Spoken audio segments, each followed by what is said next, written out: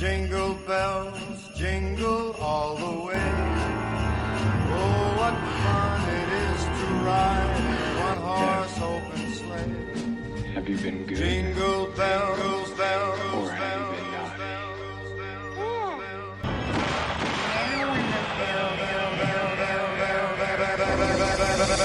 Jingle bells.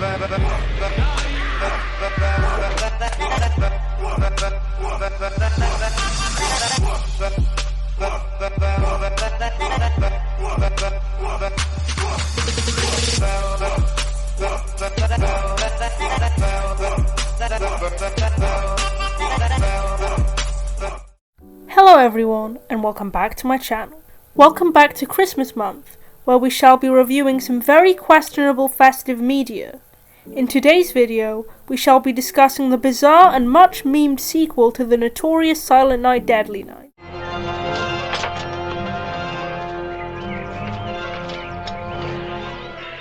Garbage Day! Huh? No!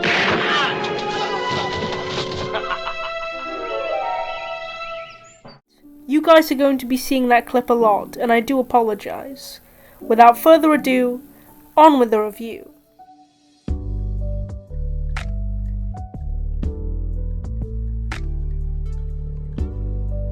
The film was released 3 years after the original came out, and it had about $500,000 less than the original film in terms of budget. It centers around Billy's younger brother, Ricky, who was featured a little in the original, except this time, Ricky is an adult. While the original did have some funny moments, it was mostly a straight horror, but this film is straight up goofy and is far more of a comedy compared to a psychological horror film. Trust me, you'll see. Okay, this video might be shorter than my regular videos, because the first half of the film is just a re-edit of the original film, with a bit of Ricky's narration put in, probably due to the terribly low budget. I'm not going over that stuff again. I reviewed it last week, and Ricky's commentary really doesn't add much. Going too fast for you, Doc? Red car. Good point. Essentially, he is just recounting his backstory to a psychologist named Dr. Bloom in a mental institution. Okay, so Ricky explains how the orphanage closed after the incident with Billy, and how Sister Mary, I think he meant Sister Margaret, found him a new family after this. The Rosenbergs.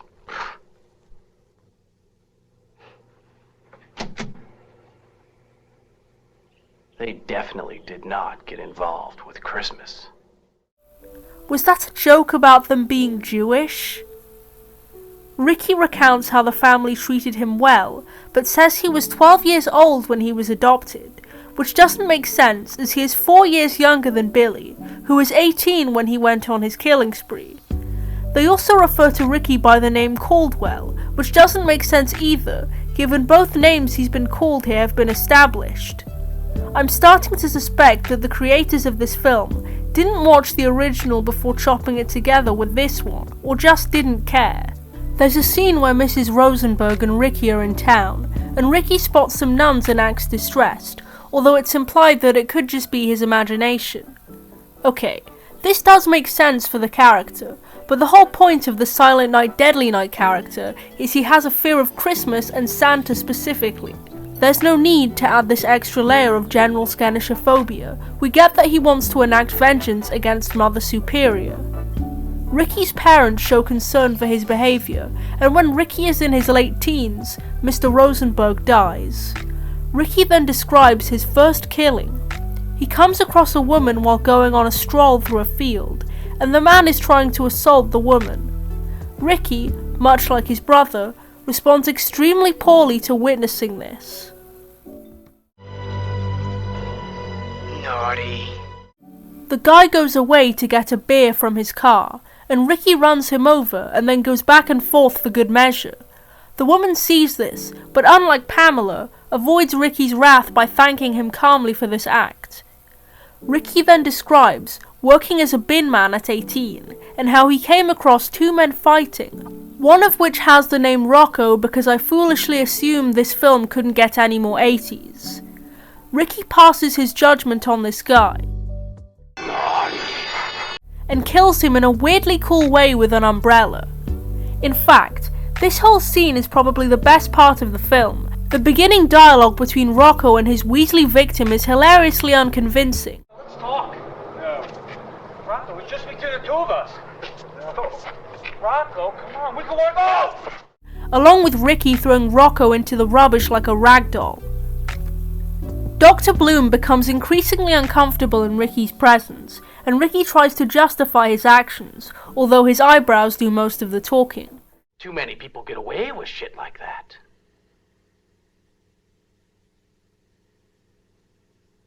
Punishment.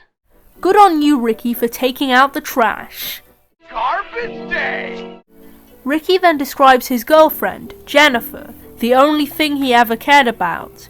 They met after she accidentally bumped his motorcycle with her car. One day, they go to watch a film and...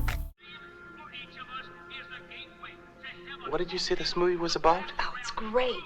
It's about this guy who dresses up like Santa Claus and kills people. What? I'm holding you up, asshole. Hang on! That's the original film!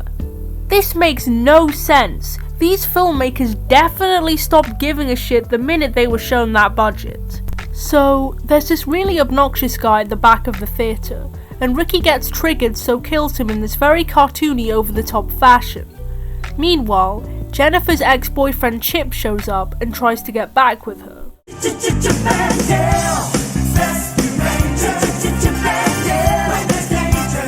On a walk, Ricky and Jennifer come across Chip again, and he still isn't taking no for an answer. He goes on about his and Jennifer's past exploits, enraging Ricky, who electrocutes Chip by hooking his car battery up to his fillings. And that's the end of old Chip.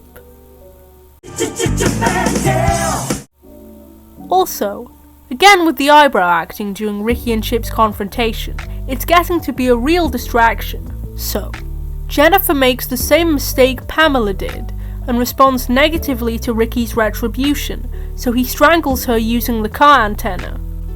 Doofy from Scary Movie then appears, and ends up being killed by Ricky, who uses his own gun against him. Ricky then uses this gun to go on a killing spree in the neighbourhood, and we get the one, the only.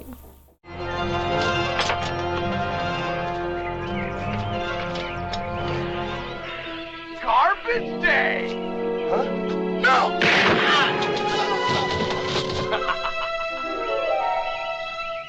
Hell, all that noise out there! Motherfucker. Well, that's rude. There's no need for name calling.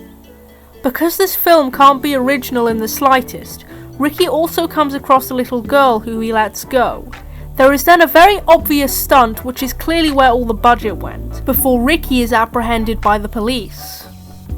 It turns out, however, that he has killed Dr. Bloom using a film reel, and is heading to visit Mother Superior in order to get revenge at last.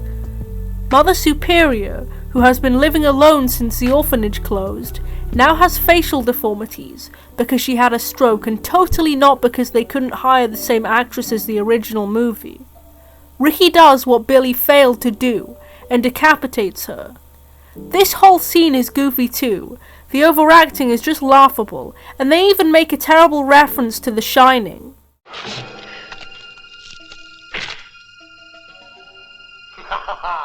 Oh, there you are! Ricky is shot by police, and then opens his eyes one final time to show hope for a third film, much to everyone in the audience's dismay. While my feelings on the original Silent Night Deadly Night were mixed, my stance on this film is quite clear. I love it. The half that isn't just re-edited old footage, obviously. Now don't get me wrong, this film is absolutely awful, but it's just so goofy. The original had funny moments but left a bad taste in my mouth, but this one knows what it is, and relishes in it. Anyways, I hope you all enjoyed, and don't forget to like, subscribe, and leave your thoughts in the comments down below. And as always, thanks for watching. I'm just a selection box god. All these other boys fraud. They just eat the one bar, but I eat them all. I'm the selection box god. All these other boys fraud. They just eat the one bar, but I eat them all. I'm the selection box god. All these other